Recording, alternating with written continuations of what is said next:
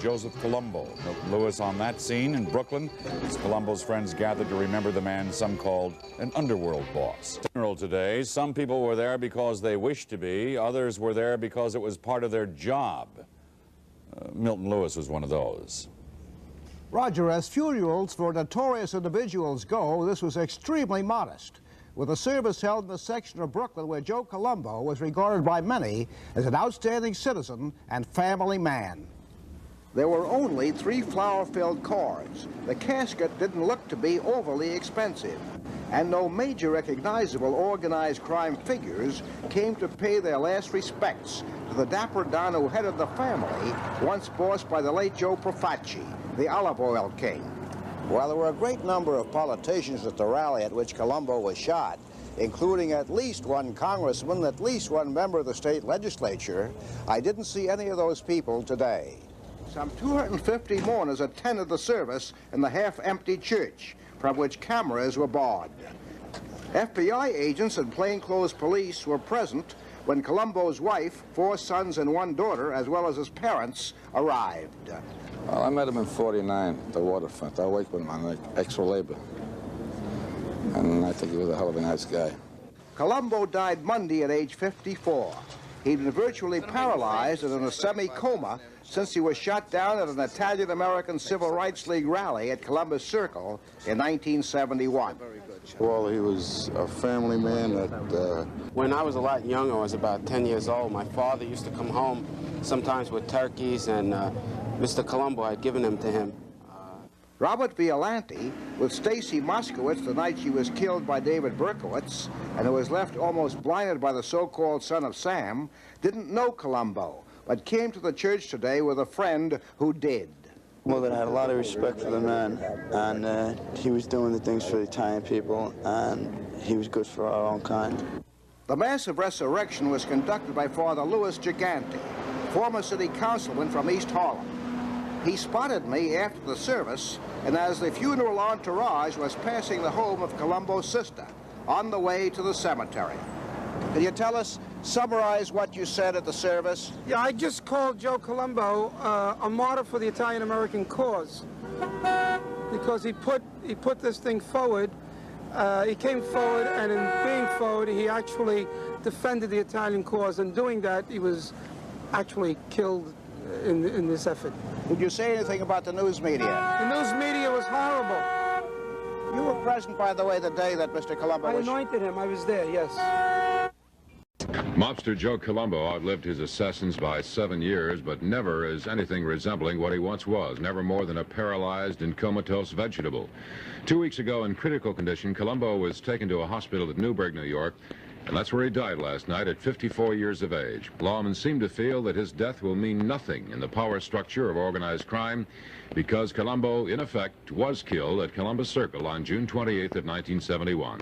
Steve Bauman recalls the Colombo career and the decision that brought his demise. Back in the spring of 1970, many people found it rather hard to believe. Joe Colombo had organized a picket line around FBI headquarters in Manhattan. Several news programs didn't even cover the protest the first few times, but Colombo persisted. He claimed the Bureau had tainted all Italian Americans with the label Mafia and had engaged in a personal vendetta against him and his family.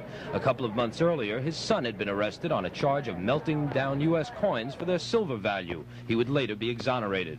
Joe Sr. had also been arrested on a perjury charge and indicted for alleged income tax evasion. Many court appearances later, while he was seeking a stay of sentence, Colombo gave his view to a reporter. I believe that the law of our land, that the judges are fair, that this is a thing that they would give to anyone. They should give it, and because my name is Joe Colombo, I should be treated the same as anybody else. You feel that you're being railroaded then? I definitely say I'm being railroaded. While his legal problems continued, including charges that he operated a $10 million a year gambling operation, Colombo continued building the organization that grew out of the FBI protest, the Italian-American Civil Rights League. June 28, 71 would be their second rally in Columbus Circle, and more than 50,000 were expected to attend. But just as it was about to begin, Colombo was shot 3 times at close range. The apparent gunman, a black man named Jerome Johnson, was killed instantly by gunfire from someone who's never been identified. Minutes after Colombo was rushed away in an ambulance, paralyzed as he would be for the rest of his life. The rest of crowds were led in prayer by Father Louis Gigante, who had delivered the invocation for the rally. For us to stay our daily bread and forgive us our trespasses, as we forgive those who trespass against us. Today, Father Gigante described Colombo as a man who had unified the Italian-American community. We asked if it wasn't possible that the first protests against the FBI were meant as counter-pressure for his own legal problems. The so-called crime lords and the people who are supposed to be organized crime, and they go after them, and they'll persecute them, and they'll oppress them. And so I don't think he did this to offset that. What he did was to go and defend his son. It's widely believed that the beginning of protests against the FBI further exacerbated friction between Mr. Colombo and his associates and other fields of influence, such as the Gallo group.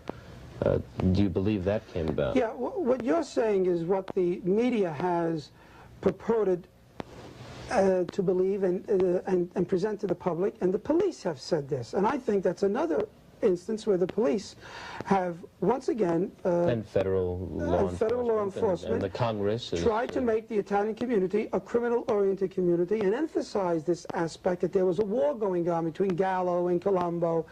Well, what their differences were, I do not know. There may have been. But I do know one thing. It had nothing to do with the Italian-American Civil Rights League.